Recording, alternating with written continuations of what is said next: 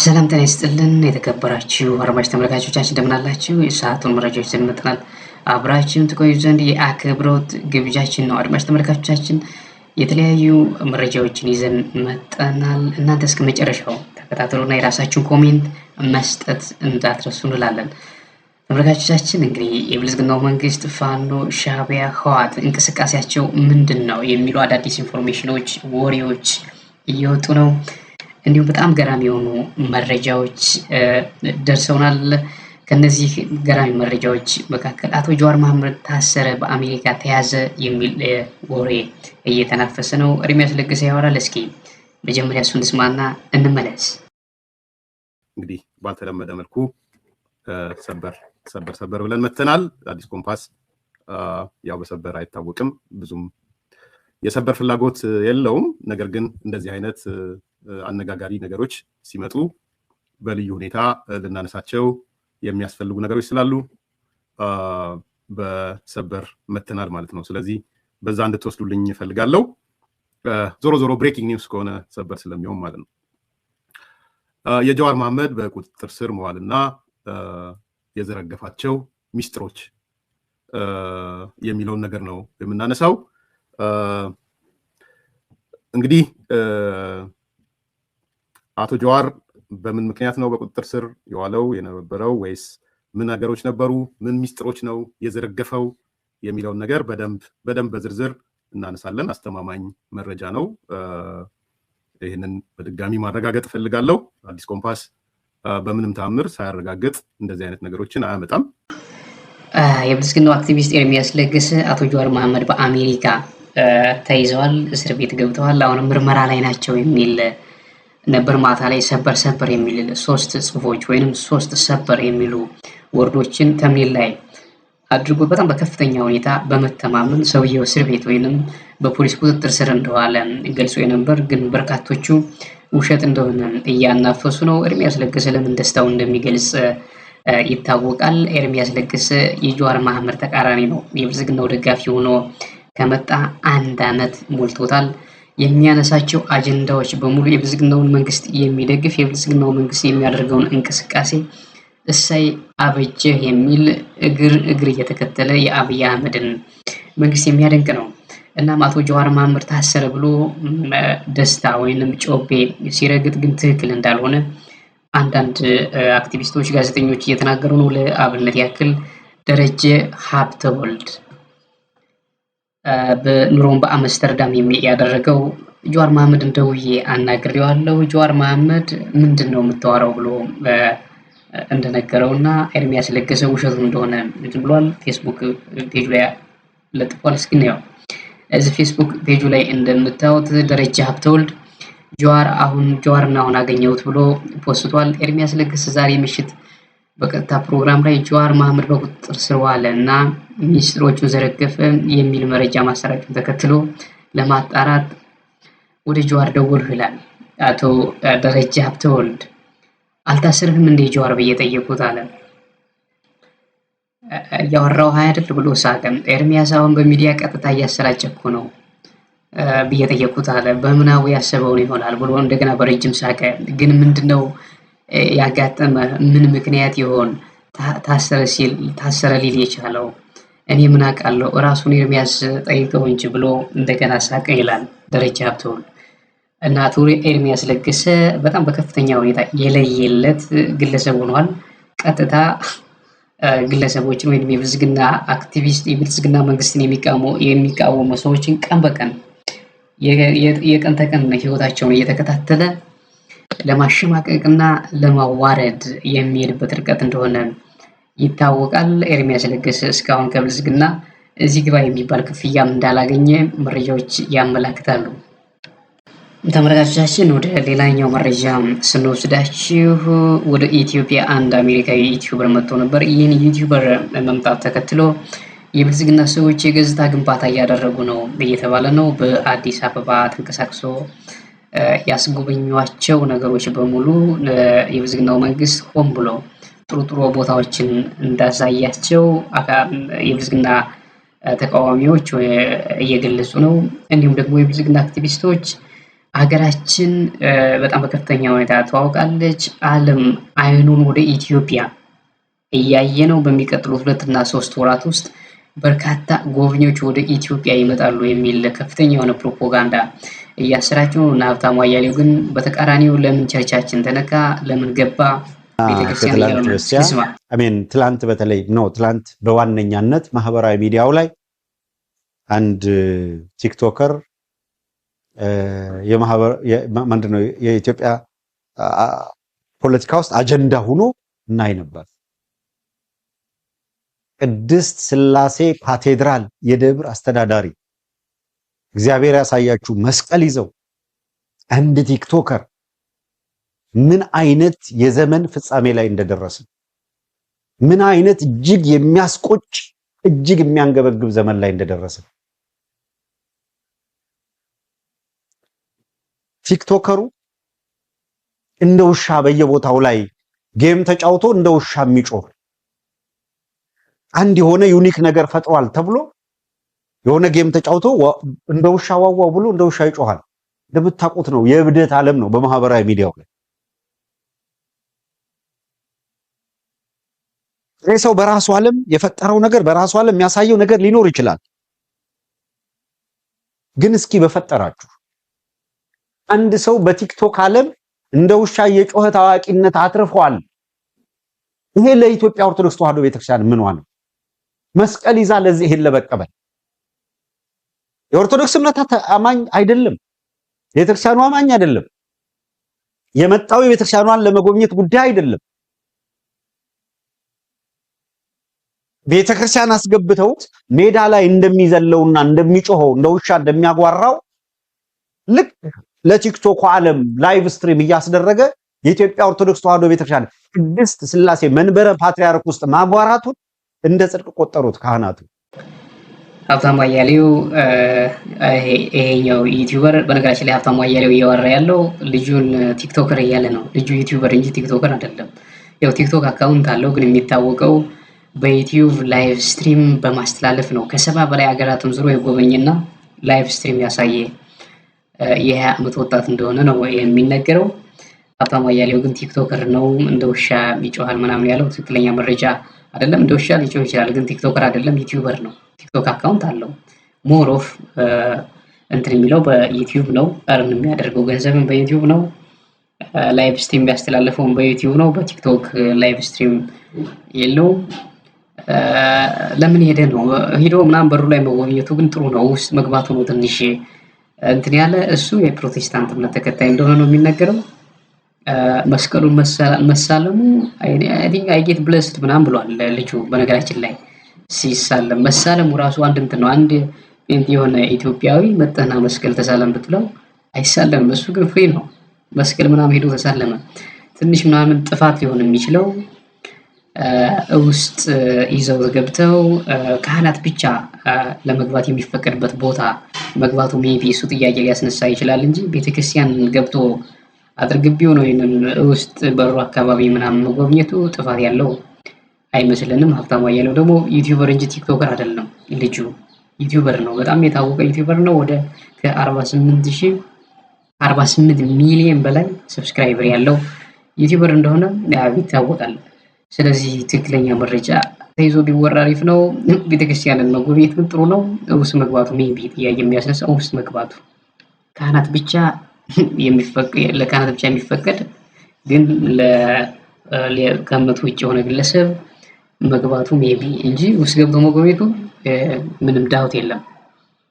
ተመልካቾቻችን እስኪ ወደ ሌላ መረጃ እንወስዳችሁ። በፌስቡክ አካባቢ ዞር ስል ይችኛዋን ፖስት አገኘሁና እስኪ ላጋራችሁ ብዬ ነው። ተመልካቾቻችን ስንታየው ቸኮል ታውቁታላችሁ። በብልጽግናው መንግስት በእስር ላይ ሲሰቃይ ቆይቶ አሁን ወደ ኡጋንዳ የተሰደደ ነው እና ይችኛዋን ፖስቱ ፈገግ አሰኘኝ። ከታች ፎቶ የምታዩት አያሌው መንበረ ነው።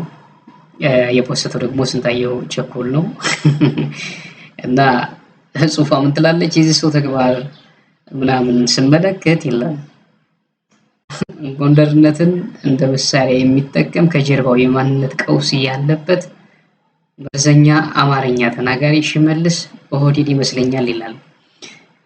በነገራችን ላይ በጣም በርካቶቹን የሚያበሳጭ በርካቶቹን ይሄ በአማራ መካከል ስንጥቅ እንዲፈጠር ከሚያደርጉ ግለሰቦች መካከል ይሄኛው ነው አንደኛው። አያሌው መንበረ ነው። ስንታየው ቸኮል ትክክል ነው የሰጠው ኮሜንት። አፖሳሰቱ ትክክል ነው። ምክንያቱም ይሄ ልጅ የተወለደ ባህር ዳር ነው ይላሉ። ቤተሰቦቹ ደግሞ ከደቡብ ጎንደር የመጡ ናቸው ነው የሚባል፣ ግን የማንነት ቀውስ ውስጥ ያለ ይመስላል። በጎንደር አካባቢ ቅማንት ምናምን የሚባል ነገር አለ። ጎንደር የጠራ አይደለም። የትግሬዎችም ምናምን ይኖሩበታል። እንዲሁም ቤተ እስራኤል ምናምን እና ከየት እንደተፈጠረ አይታወቅም የግለሰብ እና ኤግዛክትሊ የማንነት ቀውስ ውስጥ ያለ ግለሰብ እንደሆነ ነው የሚያሳየው። ኤግዛክትሊ ዝም ብላችሁ እዩዋቸውና አንዳንድ ግለሰቦች ከማህበረሰቡ የተለየ ኦር የሆነ ነገር እንዲያው ኤክስትሪም የሆነ ኦር ጥላቻ ምናምን ካላቸው ከዛ ማህበረሰቡ ወጥተው ዘሪ ሰምቲንግ። ምክንያቱም መታወቅ አለበት ይሄ የዛውን የህዝብ ቤተሰብ እስከዛሬ ለምን እንደማይነገር አይዶል ነው። አያሌው መንበረ የአማራ በድሮን መጨፍጨፍ እንዴት ደስ እንደሚለው የብልጽግናው መንግስት በሜጫ በምዕራብ ጎጃም በደቡብ ጎንደር የሆነ ድሮን ጥቃት ተፈጸመ፣ ይሄን ያክል ምናምን ንጹሃን ተጨፈጨፈ ምናምን ተብሎ ሲነገር እሱ የተጨፈጨፈው ፋኖ ነው እባክህ እዋጋለሁ ብሎ ወጥቶ እንኳንም ቀመሰ ብሎ ፖስት የሚያደርግ ግለሰብ ነው። ይሄ ግለሰብ ተዋወቁት እና ስንታየው ቸኮል በደንብ አይተዋል፣ ተከታትለዋል። እና በጣም ከሚያበሳጩ ሰዎች አንድ ቁጥር አንድ ባንዳ ነው ስላልሆነ ነው። በነገራችን ላይ የክልሉ ተወላጅም ቢሆን እዛ ቢወለድም የማንነት ቀውስ ውስጥ ያለ ነው አይደለም።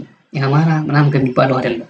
በደንብ ጥናት አድርጉ። ከየት ነው የመጣ ተዳክሎ ምናምን ከሆነ እንትን የመጣ ነው ወይ ዝም ብሎ ጎዳና የተወለደ ሊሆን ይችላል። በደንብ ሲጥናት አድርጉ። በጥሩ ቤተሰብ ያደገ ምናምን አይደለም እንዳልሆነ ይታወቃል። በጥሩ ቤተሰብ ያደገ እንደዛ አይጽፍም።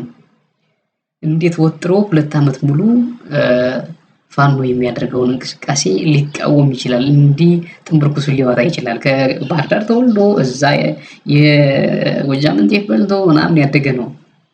በጥሩ ቤተሰብ ባያድግም ማለት ነው። እና እሳቤው ልጁ ገብታችሁ አያሌው መንበረ የሚፖስተውን አሜሪካ ቁጭ ብሎ ዝም ብላችሁ እዩት። በነገራችን ላይ አስራት ሚዲያ የሚባለውን ካፈረሱ ግለሰቦች አንዱ ይሄ ግለሰብ እንደሆነ ነው የሚነገረው። አስራት ሚዲያ እንዲበታተን ያደረጉት ታስታውሳላችሁ። አስራት ሚዲያ ትግሉ ሲጠነሰስ ትግሉ ለውጡ ከመጣ ጀምሮ የነበረ ሚዲያ ታስታውሳላችሁ። ተዘጋ። ተመልካቾቻችን አሁንም ወደ ሌላ በጣም አስቂኝ ወደሆነ ሰውዬ ልውሰዳችሁ። ልክ ተመሳሳይ እንደ አያሌው መንበረ ከወደ ጎጃም አካባቢ ይወጣል አንድ ጌትነት አልማው ጥሩነህ የሚባል የዩኒቨርሲቲ መምህር ነኝ ይላል። ግን እንግዲህ ያላዋጣው ሲል ያው ደግሞ ትንሽ ሲሆን ኑሮ መግፋት ምናምን ሲያቅተው ቀጥታ ካድሬ ሆኖ ክፍያ የተከፈለው የሆነች ስቱዲዮ ኮንዶሚኒየም ቤት ተሰጥቶት አዲስ አበባ ሆኖ ትግሉን ሲያበሻቅጥ የሚውል ልጅ አለና አማራ ወደ ትናንሽ ክልልነት ሊቀየር እንደሆነ ፍንጭ ሰጥቶናል። ይህን ግለሰብ ታውቁታላችሁ። እንግዲህ በአማራ ልጆች በፋኖ በኩል በጣም በከፍተኛ ሁኔታ የሚፈለግ እርምጃ ሊወሰድበት የሚችል ልጅ ነው። ቁጥር አንድ የአብይ አህመድ እንትን ነው፣ አለቅላቂ ነው። ግን የፋኖ ሰላይም ነው ብለው ይጠሩታል። ከዚህ በፊትም እንደነገርናችሁ ፋኖ ለስለላ የላከው ነው የብልጽግና ደጋፊ መስሎ የሚሉ አሉ።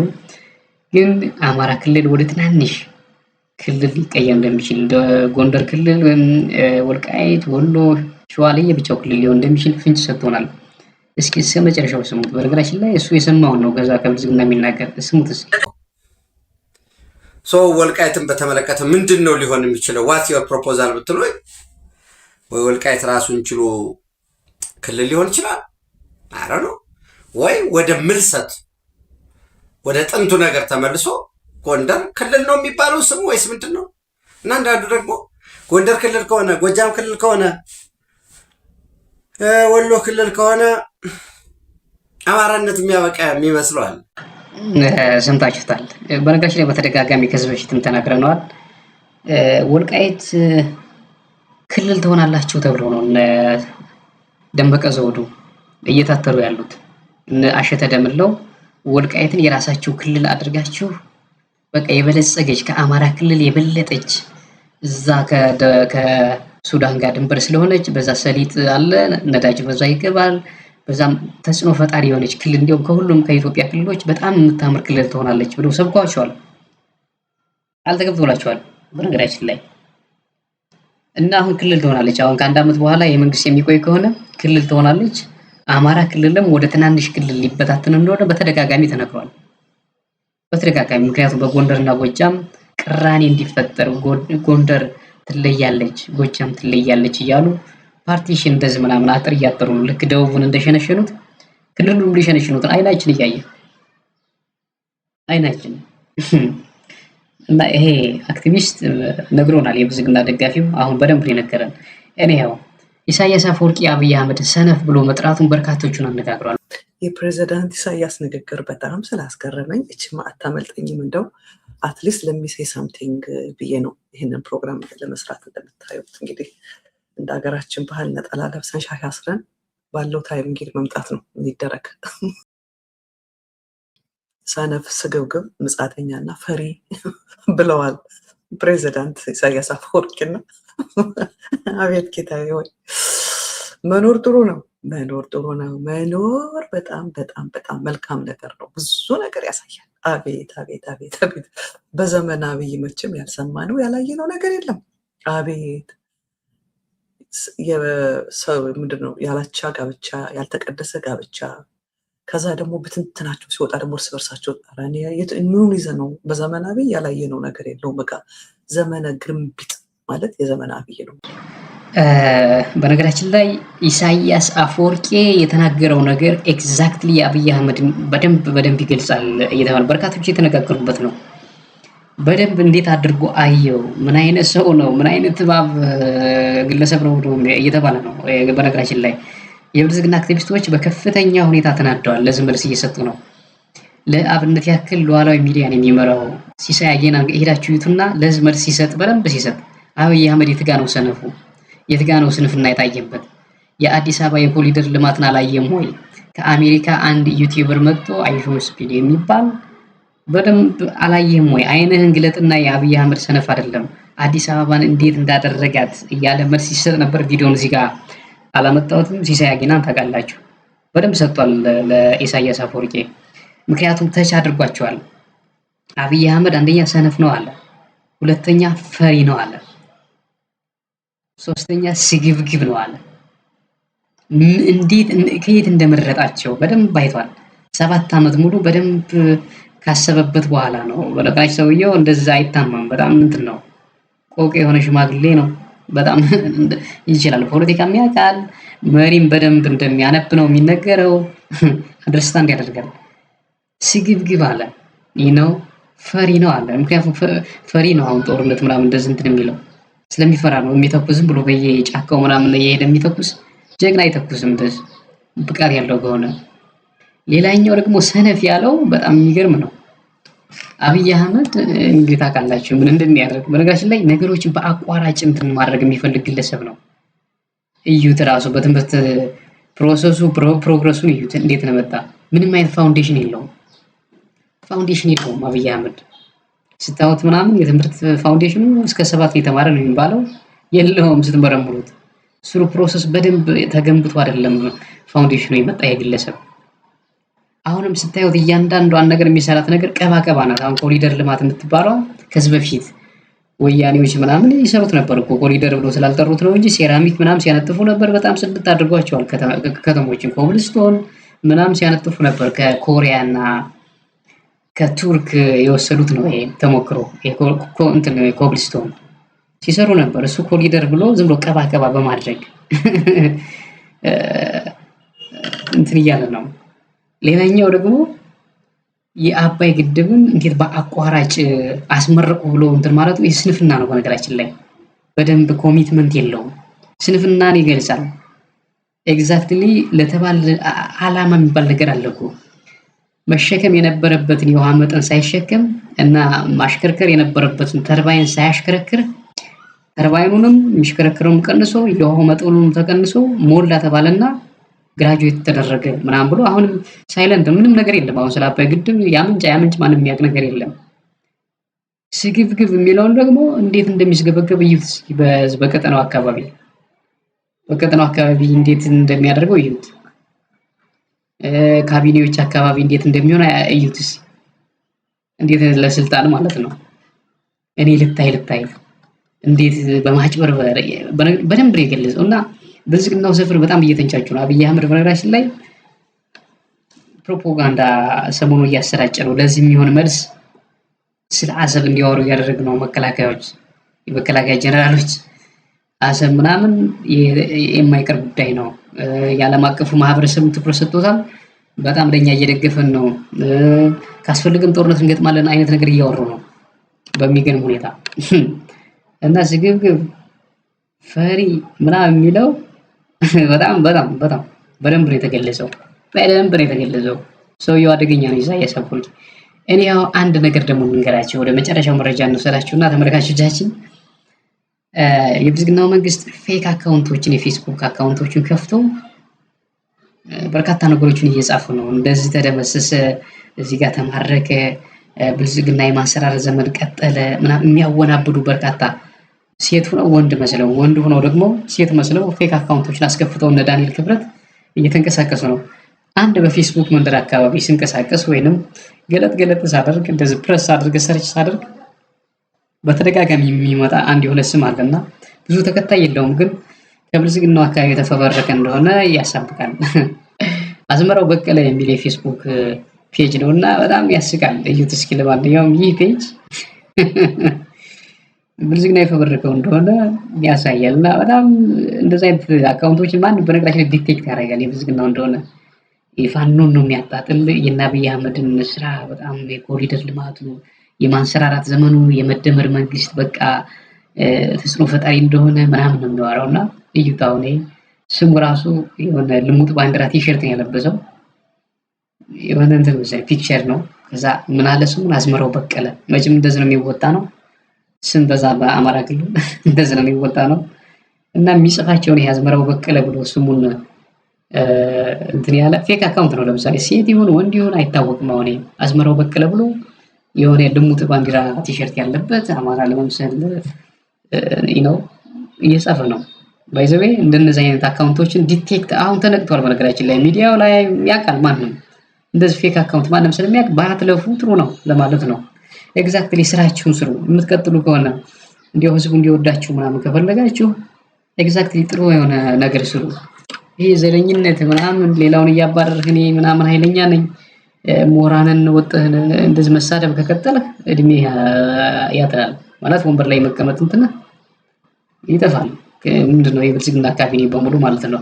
ተመልካቾቻችን ለዛሬ ያዝናቸው መረጃዎች እንደዚህ ነበሩ። ኮሜንታችሁ ግን ለኛ በጣም ወሳኝ ነው። ኮሜንት አድርጉ፣ ሰብስክራይብ ማድረግ እንዳትረሱ። ለዛሬው ባይ ባይ።